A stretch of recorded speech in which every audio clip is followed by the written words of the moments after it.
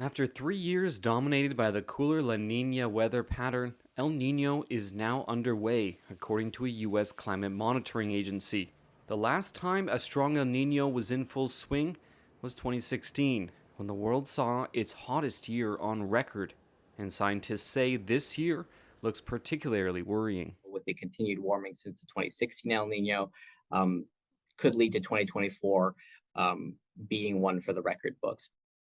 El Nino is a natural climate pattern born out of unusually warm waters in the eastern Pacific, though scientists are not entirely sure what kicks off the cycle. It's likely to yield extreme weather later this year, from tropical cyclones to heavy rainfall. Tom DiLiberto is a climate scientist with the U.S. National Oceanic and Atmospheric Administration. El Nino is not like a storm. El Nino is not going to hit you on Tuesday. El Nino is all about changing the kind of patterns that weather plays in.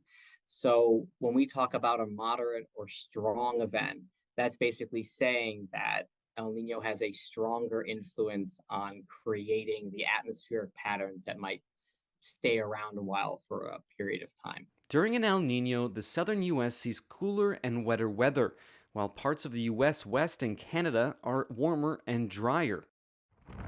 Hurricane activity usually falters in the Atlantic, but in the Pacific, tropical cyclones get a boost. Australia usually endures extreme heat, drought, and bushfires. Parts of Central and South America may experience heavy rainfall. The Horn of Africa could see a reprieve after 5 consecutive failed rainy seasons. Weather anomalies can be more extreme depending on where waters are warmest, making things drier or wetter in certain regions. The oceans are already so warm. The Atlantic is very, very warm.